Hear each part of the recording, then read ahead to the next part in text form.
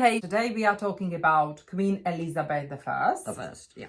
And then about her cousin, Queen of Scots. Queen of Scotland. And then we are talking, of course, about William Shakespeare. Queen Elizabeth I. Right. She was the daughter of Henry VIII and Anne Boleyn, the one who had the first wife who had her head chopped off. When her half-brother died, Edward VI, she was the obvious choice. She was the next in line to the throne. Yeah, because what we discussed last lesson, that it was only the male who could inherit the throne. No one wanted women being a monarch. Things got changed. Yep. And then... but if there's nothing else, then they would accept a queen, yes. Yes, so that was that.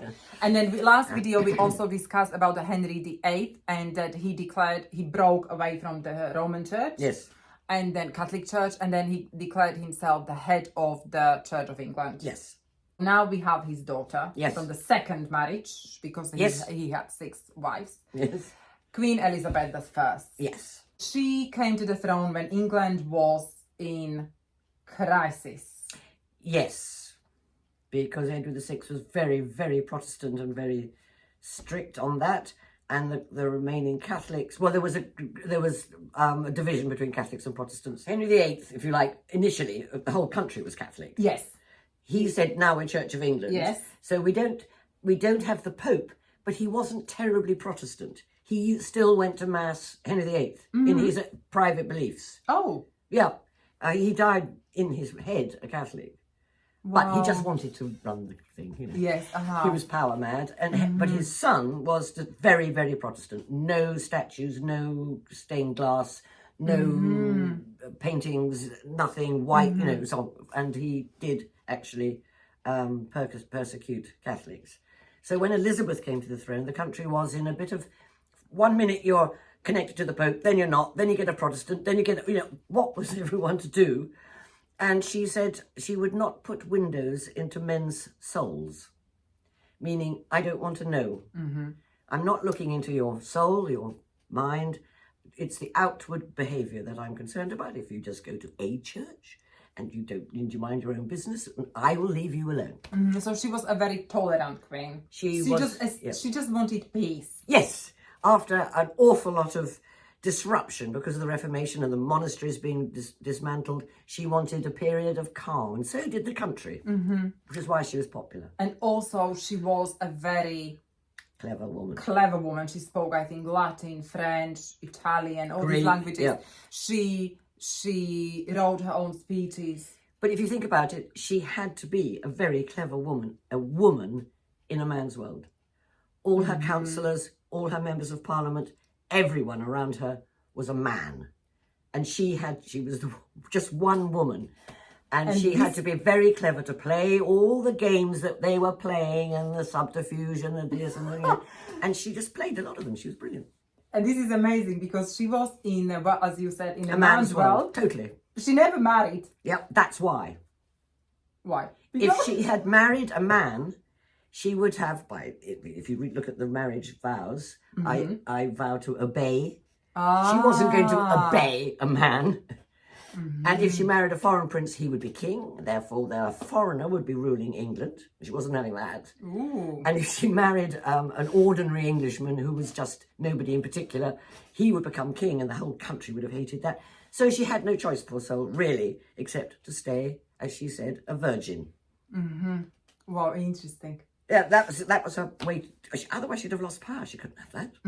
And she is famous for many other things, but one of them is the fact that she fought the Spanish Armada very successfully. Because the Pope excommunicated the Queen. Therefore, anyone had the right, if not the duty, to kill her because she was excommunicated. So King Philip of Spain thought, right, and he had married Mary Tudor, the Bloody Mary, Philip of Spain. She'd married him, which is why Elizabeth saw this as a dangerous thing to do. So this is like a conspiracy. Yeah, Catholic again. Catholic. Yes. So England was in danger, and the only reason they didn't win the Armada, the Spaniards didn't invade England, was because the wind changed. And all their ships were blown back and Yes, wrecked and there were like 130 Yeah. ships or something, Yeah. and about, And I don't know how many thousands. England has always claimed it as the most amazing victory. Well, actually, it was the weather, but let's not go into that. It would have been the channel would have been just filled with ships. It would have been terrifying. Oh, yes. And on these ships were all these soldiers who were going to march up the beach and into England and so on and so forth. And literally the wind changed and all the ships were blown. Well, it can't have been just the wind, but... Well, largely. So she's famous for this. Beating the Spanish Spaniards. Which, Armada. yeah. The invasion happened because they wanted England to be Catholic again. Yes. And they wanted to get rid of this wretched woman. Yes. And then, so she was successful with that, Yep. on that occasion. Yep. But there is another woman Yeah. who comes on the scene, and that's Mary Queen of Scotland, or Scots. Scots. So Mary Queen of Scots, who was she? She was a cousin of Elizabeth. Yes, they were cousins. I can't work out quite how. She had married a Frenchman who had died. And Mary Queen of Scots was a Catholic. Yes. She also had a knack of picking the wrong man to marry or have an affair with or whatever. She was just hopeless. You should read her story because it is actually almost ludicrous how stupid she was picking the men. All the ones she should not have picked, she picked. Oh dear. Anyway. And so she was Catholic. Yes. And in her mind, Yeah. Elizabeth Yeah. was not the legitimate heir to the throne. Because she had been declared illegitimate, and that she thought her connection to the English throne was stronger than Elizabeth's. Yes, because of the marriage. So you've got these two women. Two women. Fighting. That's not good. And Mary, in the end, because she was fundamentally stupid, got caught plotting the murder of Elizabeth. And that couldn't be ignored. And she had to have her head cut off. But She spent 19 years in prison. yep, I think in Mary various houses all right over England, but she was always kept prison.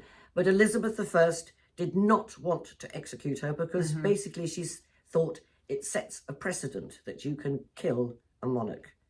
And she thought, well, that doesn't, you don't want to set that precedent. And in the end, she very, very, very reluctantly did order her execution. But she was a threat. She had been plotting against the Queen. When we talk about the Spanish Armada, we need to mention the Sir Francis. It's Sir Francis Drake, yeah. Yes. So who was he? And Walter Raleigh. Okay, I don't know about the second one. I know. In this period of history in Europe, everybody was going around the world claiming countries as theirs. The Portuguese were fantastic. The Dutch were doing it. The Spaniards, obviously. Sir Francis Drake and Sir Walter Raleigh, two sailors, if you like. But they didn't quite so much want to get a country as steal the gold off the ships. They were pirates. They were genuinely pirates. And Queen Elizabeth sort of quietly went, yeah, carry on. Literally, because she made a lot of money out of it. Oh. Yeah, they were pirates. They were. Yeah, but you won't. But they were slightly glamorous pirates. You won't see that written in a. Oh, I think you would. I think it's generally In accepted. his book. No, it's generally accepted they were pirates. All that gold coming back from the New World to Spain, the British ships would intercept and thank you very much, take it back to Elizabeth. Yeah. Wow, clever. Oh, she was really clever. Like. Yeah. Oh yes. Yes. I tell you, she was clever. She said, if just carry on. I'll pretend I don't know. Clever woman. The greatest writer, playwright in the English language, yeah. Language is William Shakespeare. Apparently, there are 13 ways how you spell his surname. Yes. Let's not go into this. Spelling was a bit vague in those days. Who was he? Where was he born? Stratford-on-Avon. One of my favorite places. Yes. It's an amazing place with the energy there is. Can I just say, when it comes to William Shakespeare, I had to study Shakespeare at school and I can't stand it. So listen to me. No. I had to study Shakespeare, Sarah, at university. Writing and essays. Of course, it's very, very difficult. Oh, very. For because you. There is one thing. A, he's English. Yeah, and it's B, very funny English. You read it and you have to analyze it. And some people say once you have to analyze a poem, a piece of You've lost literature. it. Yeah. Yes. Yeah, totally agree. It loses its magic. Yeah. But this is how it is. So yes, it is difficult to read, but now it has been simplified. There are these versions, gradable books where you can read a story in modern English. Yeah, yeah. But he is There's no point in doing that. You either read his. But you at least get the story. Okay, fair enough. Yeah, yeah, okay. And there are so many words he brought into language. Half it, well, not half, but I forget now. Something like 1,000 words are still in common usage now that were thought up because he invented words. Yep. As we do today, and they're still in common usage now. So yeah, and a lot of expressions. Some of his famous plays are Romeo and Juliet. Yes. Midsummer Night's Dream, Othello, Merchant of Venice, King Lear. Oh yes, yeah, lots. And then maybe we can say that during his time there were no female actors, so Yes. every role had to be by a man. by Boy, a man. a boy. Yeah. And also there is a famous theatre, not famous, there is the theatre. Because he wrote all these plays, again he was clever, because he wrote a play, but then he needed a stage to perform it on. Yeah. So he built this theatre. The Globe. He was also a businessman. Well, yes. He built and you can still visit it in London. Of course, it's not the original one. No, but it is a reconstruction. And it was open air theatre. Yeah, I've been there for a theatre, and if it rains, the people in the pit just get wet. Exactly. So if you had the money, you would be seated. Undercover. Yeah, yeah, yeah. And if you didn't, it would be... It's interesting, actually, if you do study Shakespeare, because he's writing plays during Elizabeth I. Yes. And James the First of England, Sixth of Scotland. Yes. And the tenor of the plays vary as to who is on the throne at the time. Because he is playing to the monarch to flatter them. Hence, King Lear and other plays, he is writing to flatter the Tudors, Richard III. Yes. It comes across in Shakespeare's play as a real villain because the Tudors had killed Richard III. Oh. Yeah, so it's slanted that way. And James VI, interestingly, if James I, if We will come to it next lesson is about he was James very the- hot on witches. He believed utterly in witchcraft. And then you get Macbeth. Yes. Yes. So that, amazing. it's interesting. William Shakespeare is amazing. You don't need to read It's his... tied into the history, which is intriguing if you like that sort of thing. Yes. And the themes he wrote about are still relevant today. Yeah. Still relevant. Yeah. So he was a genius. We don't change. Yes, people are still the same. We have discussed quite a few significant people in the British history. Elizabeth I and her cousin, who she had executed. So Queen Mary, Mary Scots. of Scots. Then we spoke about The Spanish Armada. yes, and Sir somebody Sir Drake. Francis Drake and Sir Walter Raleigh, who went around the world nicking other people. And then of course we spoke about William Shakespeare. Now, as always, we have some questions. It is one of the most interesting periods of English history, which everybody always enjoys because so much happened that was fun and interesting. And Question number 1. who is the head of the Church of England? Is it A, the Prime Minister, B, the Chancellor of the Exchequer, C, the Speaker of the House of Commons, or D, the Monarch? And the answer, of course, is the Monarch, which is what Henry VIII wanted. This question is from last lesson. So if you don't know the answer, you will need to watch the previous video. Why was Queen Mary, the daughter of Henry VIII, given the nickname Bloody Mary? A, she had red hair. B, because of her persecution of Protestants. C, she had a bad temper. And D, because she executed her husband.